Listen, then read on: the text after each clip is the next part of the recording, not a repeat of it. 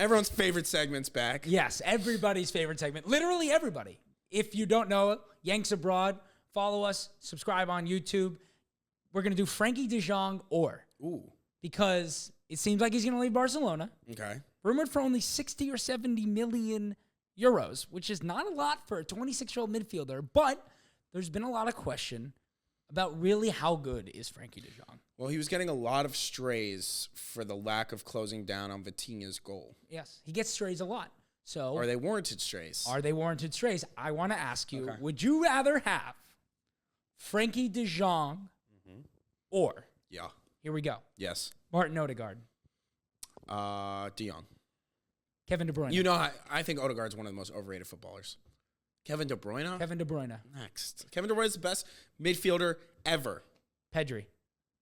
You agree with that? Best midfielder ever? I don't think he's a midfielder.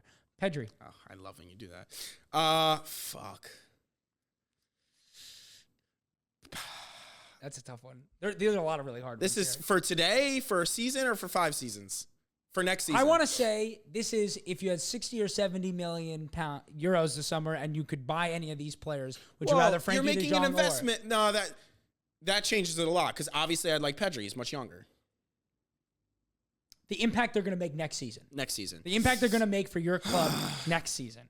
Frenkie De Jong or Pedri. Can I, give Pedri a couple months off and then have Pedri? I want Pedri. He just gets fucking running. Camavinga. Rice. That one's tough. These are really hard. Because Frankie's a Rice. I think you're right about But Rice. the fucking memes of Rice dancing in the West Ham kit and this is Rice when the cross was coming in. Oh my God, I was crying laughing. I didn't even see that. I have to send it to you. Bentancur. De Jong. Thank God. Yeah. Bernardo Silva. Next season. He's the most underrated footballer in the world. Give me Bernardo Silva. Okay. Gundogan. Frenkie De Jong. Meno. Frenkie De Jong. Menu's not a complete player yet. I agree. Menu could be the next Frenkie De Jong. Sure. Enzo. Not Endo. Enzo Fernandez. In case there's any confusion. That's another interesting one. Frankie. Caicedo. Frankie. McAllister. Frankie. Weston McKennie. The question is, how angry do you want to make everyone? Oh, do I want the views or do I want my real opinion? I know, it's tough. I'll go Frankie, but I think this is not me engagement baiting.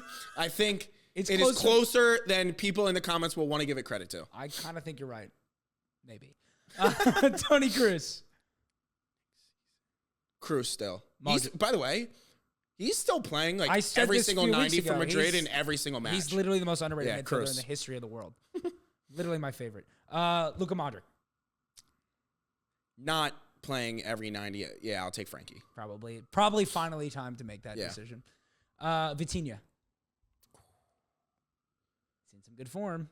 Yeah, honestly, this could be an uninformed take because I will transparently say I don't watch PSG outside of the Champions League, but based off of what I watch, give me Vitinha. Valverde. Fetty's fucking fantastic. He's awesome. Palacios.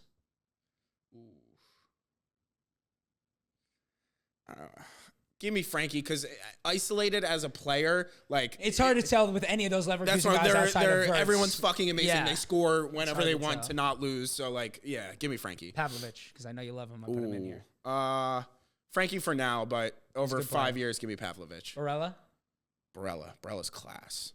Who do you think's Barella's class? Who's younger, Barella or Frankie? I mean, based off of that question, it's going to be Frankie. But I was does shocked surprise to see me. that 1 year difference.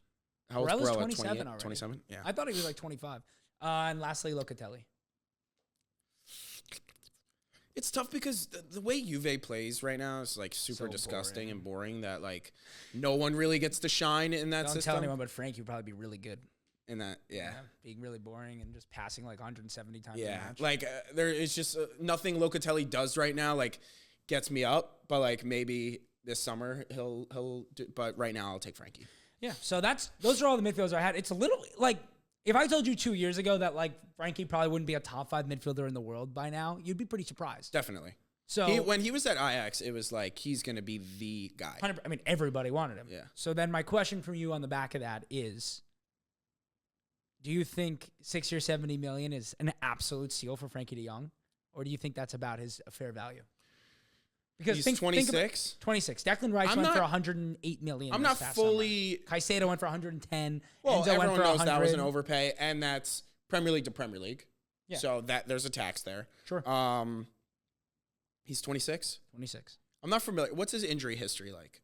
Nothing too major. He stays relatively fit, right? You know, he's a midfielder who runs the field, so he's had injuries. 60 to, I would say 70 is probably fair market value for him. Yeah. You think that's a steal? I think in today's market, like getting a player of that talent for less than 100, I'm not saying. Yeah, but you're also basing it, like the Premier League tax is very, very real. For sure, but it's hard to get a player of that talent. When was another big move from a different league for a player? Enzo. Right, from 100 plus million. League, yeah. Maybe, but I think when they got Enzo, how old was he?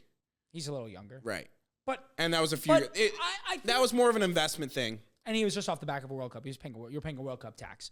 But I don't know. To me, it's like if you can get a player who is pretty darn close to world class when he's playing well, who would fit a system like Arsenal or City or even like Tottenham, just for the sake of saying it. I think when you can get a player of that value for that money, like that's fucking unbelievable. You're saving money by doing that. It's really hard to get a game-changing player in this day and age for that price. It's there's no more like potential thing. Like, not saying he couldn't get better, but like he is the player who he is, and like we used to talk about Frenkie because he was supposed to be this guy, and he's not turning out to fully be that guy. He's not. He's been at Barca for the most tumultuous years that Barca's ever had. That's fair. In a better system, I'm sure he could thrive. But that's my feeling. But like he's not. He doesn't. It's not potential anymore. He is that player. Not that he couldn't become better, but it's not like I don't think he will enter that. I don't think he will ever be a top 3 midfielder. Well, here's what I'll say. Think about like when Gundogan made his move from Dortmund to City. He was about this age, and he took another huge step up because of the side he went into. He became a top 5 midfielder in the world for a period of time. I think the only side I think Toni Kroos did the same thing when he left Bayern and went to Madrid. I think the only side that you get that bump is at a City. Or Arsenal. I don't believe that. Rice, Odegaard, Frenkie doesn't make Frenkie take a huge step up, jump into that midfield in a team that controls the game at the level that we control games. A huge step up. I mean, no, he plays in a better. No, they would control the ball, which fits. He would be better in the Arsenal side. I completely agree. But I think there's also a lot of sides he'd be better. Barcelona is that's what I'm saying. Extremely erratic and inconsistent. But there aren't that many midfielders that you could buy right now for that price that you would say you put them into your side and they both make the player way better and the team way better.